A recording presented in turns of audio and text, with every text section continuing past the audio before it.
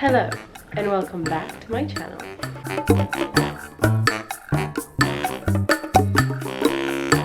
Hello, how are you? I hope you're well. As I'm filming this video outside, there is torrential rain, so if you hear a noise in the background, it's the rain. It's actually quite beautiful. There's also thunders and lightning. It's quite peaceful if you're inside. If you've been following my channel for a while, you will know that I have a 6-month daughter called Harper-Lynn. That means that 6 months ago and over, I was still very much pregnant and enjoying the joys of pregnancy. One of my favorite videos to watch at the time were pregnancy, labor and birth stories, mentally preparing myself for what was to come my way, so I thought I'd share my own experience. I decided to split this video into two. One today talking about my pregnancy journey and how I went from being a low-risk pregnancy to high-risk pregnancy, and next week tune in to hear me talking about my labor and my birth story, and I'll also be including some footage from the day as well.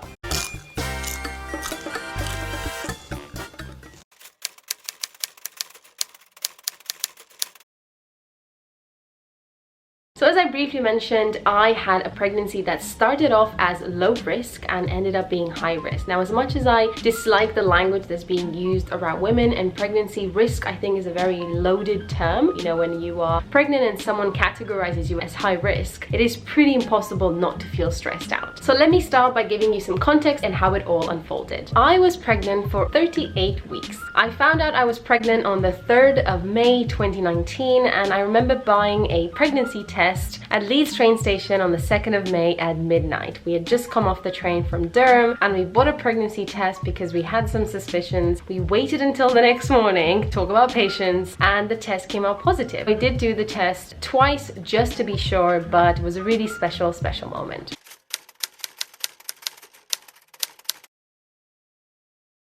Well, this morning I woke up. We are pregnant. Ooh, I just feel like I'm walking around and have this really special thing happening to me, you know? That's really beautiful. What's your parting thought for this month? Let the adventure begin. Let the adventure begin.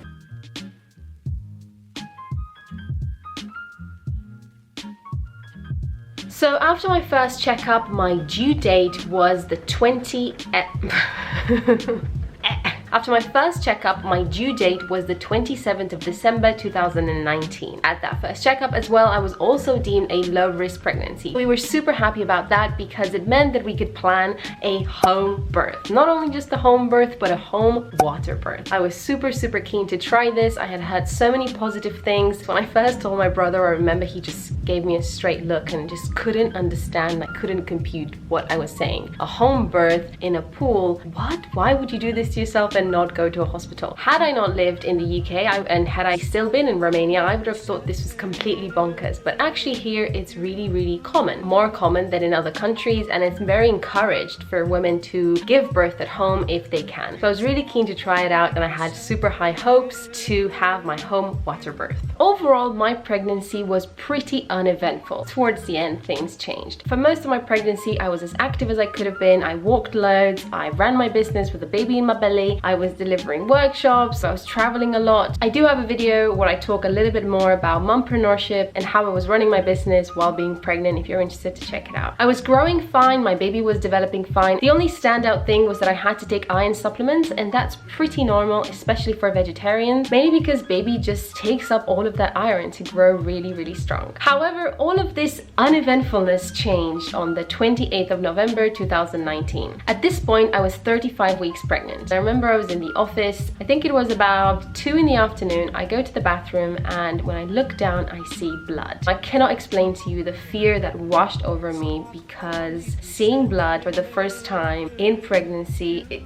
there's just no way to put it. It's super scary. I tried my best to stay calm, breathe, and the first thing I did was to take a photo. Before you laugh at this, because I would have probably laughed at this had I not known why this is important. In our baby course, we were taught that the first thing to do, or one of the most important things to do if something unusual happens with your discharge or if you have bleeding, is to take a photo or to keep the pad. Why is this important? Because when you go to the hospital and the doctor or the midwife ask you, what was the color of the discharge? You're gonna have to explain a specific color to someone, and that's just really difficult. Better to take a photo or take the pad with you or the tissue, whatever it is, and just show it. After taking several deep breaths, I called the Maternity Assessment Centre helpline. This is something that's available to all pregnant women in the UK, and specifically in Leeds, we have the Leeds General Infirmary Hospital, and this is where they have this MAC unit, this Maternity Assessment Centre unit. You can call this line and you will be assessed over the phone by a midwife, and then they will advise you whether to go into the hospital or not. After I explained what had happened to me, they told me to come into the hospital straight away. I left everything at the office, I called my husband on the way, and we met in the lobby of the LGI. Eventually we got put on the assessment ward. The midwives examined me, examined baby's heart rate, they hooked me up to this monitor. I was given a speculum examination, and I hate the word speculum, just to check where the blood was coming from and whether I was still bleeding. I had to stay in hospital for 24-hour monitoring.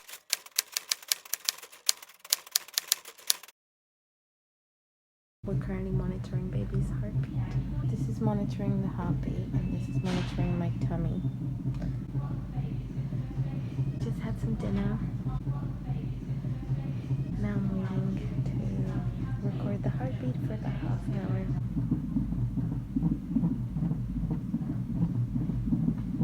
Every time baby moves, I have to press this button, and this is beep coming.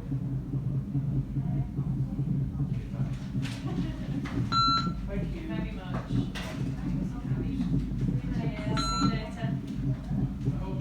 Baby's moving. Baby, I love you. I love you. Can't wait to meet you, baby. We did a growth scan for baby, we checked absolutely everything that could be checked, and the doctors were unable to figure out what the problem was. It was actually quite frustrating, but at the same time, because the doctor and the midwives weren't too worried about it, then I wasn't too worried about it either. The only explanation they were able to give us was that possibly the placenta had peeled off a little bit, and this had caused that bleeding. But this was just a hypothesis. There was just no way to test whether this was actually what was going on or not. So since everything looked okay and they couldn't see anything worrying going on, they just told us to go home and to keep an eye on it.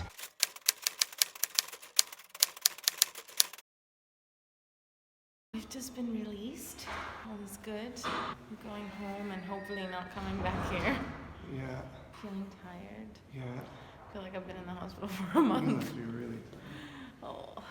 Now, it is a pretty scary thing to go from being totally fine to bleeding and to being in hospital for 24 hours. Needless to say, I was feeling very vulnerable and a bit weak, but I was happy to go home. They said that a home birth would still be okay at this point, so over the next 2 weeks, I proceeded to continue leading a healthy, happy lifestyle. Baby was super active as well and was growing absolutely fine. And it was exactly 2 weeks after that first bleeding. I remember on a very, very rainy day, I met someone to get a birth ball. I was preparing myself for my home birth, my hypnobirthing experience. It was going to be so calm, so peaceful, so lovely. I got this birth ball, really, really handy to have when you're giving birth. I remember taking an Uber and just wanting to get home and to just unwind and relax. Now we're in like mid-December. I'd been working so hard on so many projects with my business, trying to wrap things up as much as possible before baby arrived, and I thought I'm just gonna go home and relax, which is what I did. I ordered myself some pizza and I hopped on Netflix and I watched a movie, and I think it was Marriage History with Scarlett Johansson. If you're still watching and you got to this point, let me know in the comments if you've seen that. It was lovely. I remember just tucking in my pizza, watching my movie and feeling so good. You know, I felt very good about what I had achieved. I felt really positive about my birthing experience that was going to happen technically in about 2 weeks time. I finished watching the movie and I go to the bathroom. As I look down again, I see blood. Now, my heart skipped a beat.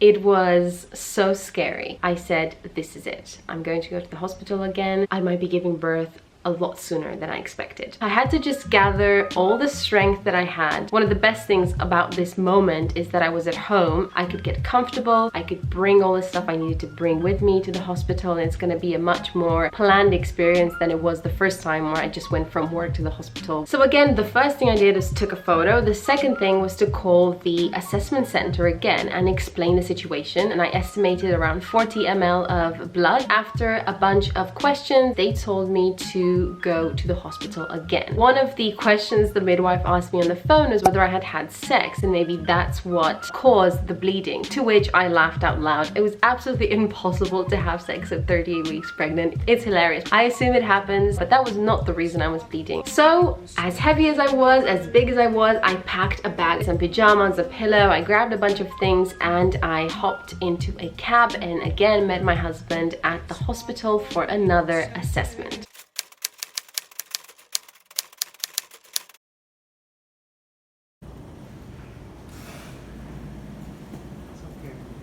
We're back at the maternity assessment center.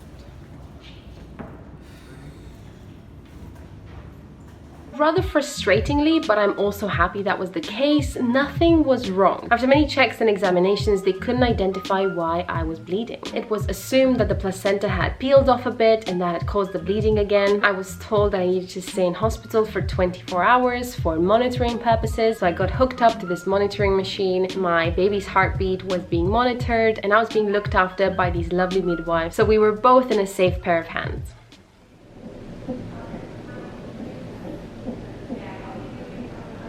How you doing cooking? I'm currently in the delivery suite, not because we're delivering baby, but because I had another bleeding. Yeah? It happened while I was at home eating a pizza and watching a movie. So you finally got a day to relax. Yesterday was my last day at work, and today I thought, you know what? After we had a midwife appointment this morning, which was absolutely fine. Let me get this in there. This baby is moving. Okay. And we had a midwife appointment, everything was fine. Come home, I'm thinking, I'm gonna treat myself. I'm gonna order a pizza, watch a movie.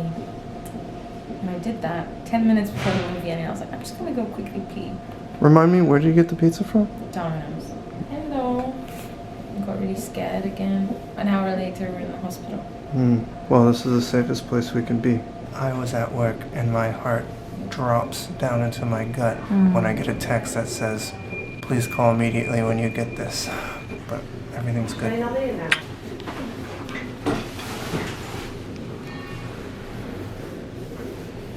baby.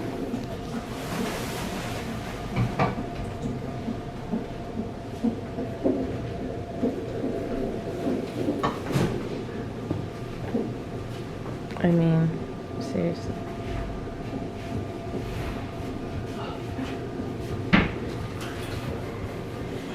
Feeling pretty annoyed that on the one day I decided to relax, I'm in the hospital again. I just need to do all the checks.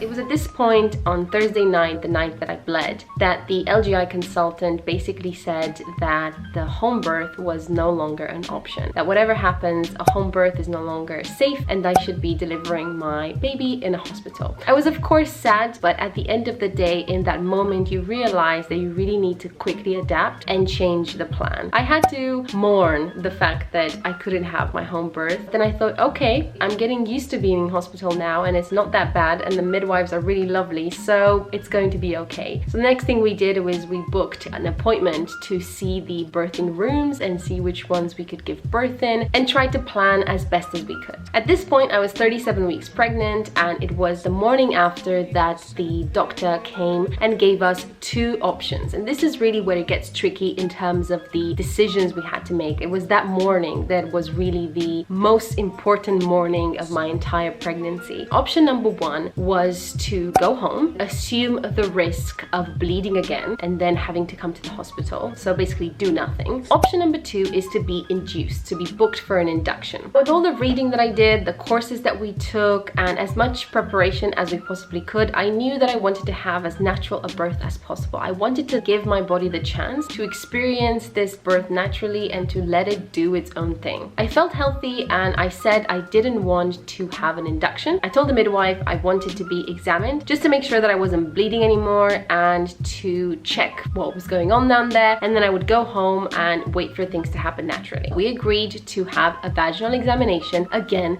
the dreaded speculum examination. Horrible instrument, but had a speculum examination. There was no more bleeding, which was positive news. And then I asked for a cervix examination. So the midwife agrees and proceeds to examine my cervix. Once she's inside me, she says, "Oh, this is 2 centimeters dilated. I wasn't expecting that. It's not common for first-time mothers to have a cervix so soft and favorable." To which I, of course, started laughing, because this is the one-liner that you want to put on your CV. Mihaela Gruja, 28 years old, cervix soft and favorable. That was fantastic news. It meant that my body was doing its own thing. It was preparing for birth. 2 weeks before my due date, I was 2 centimeters dilated, which further strengthened my intuition that I shouldn't be induced and that I should just let it be.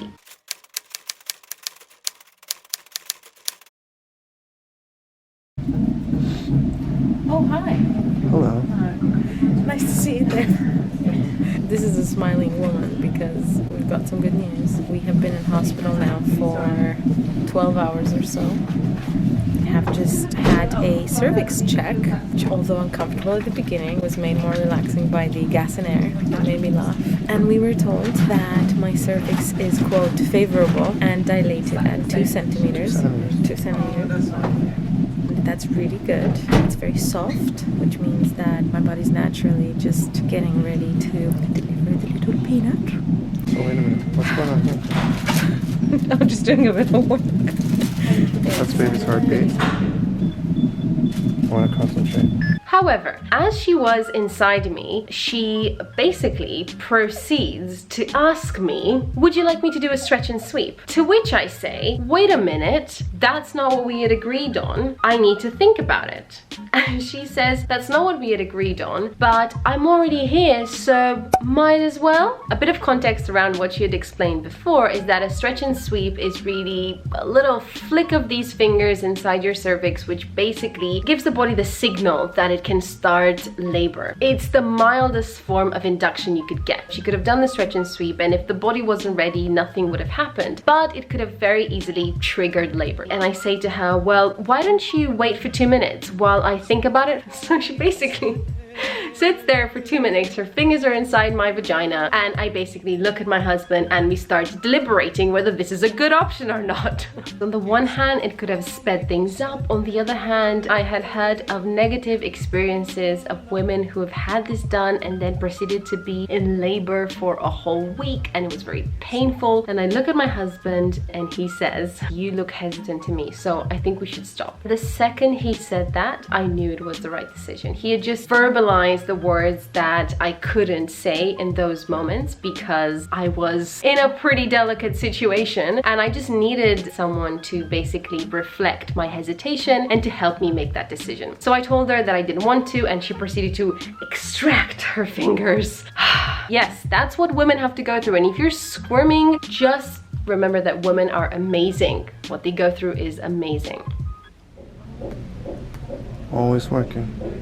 Research retold. Running my business from the LGI.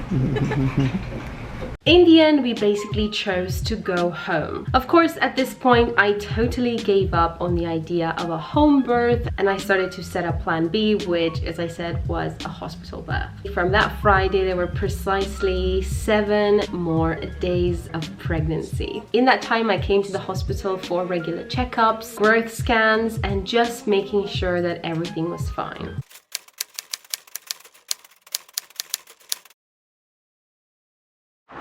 It's the 17th of December.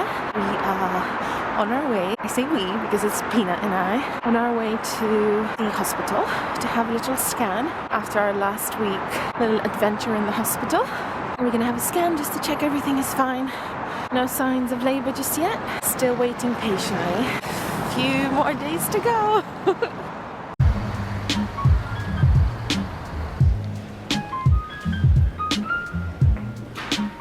It was also in that time that I was very serious about packing my hospital bag. I will make a video about what exactly I packed. In fact, I think it was that Saturday that I packed my hospital bag just to make sure I was 100% ready. I felt totally fine that week, and it wasn't, as I said, until the next Thursday when the big day arrived. So I'm going to stop the video here. It's probably super long already. If you enjoyed it, please let me know in the comments below. Also, tune in next week when I'll be talking about my labor and birth Paris stories. Hit that subscribe button and the bell to be notified of when I post that video. Until then, I wish you all a lovely week and I'll catch you next week. Bye.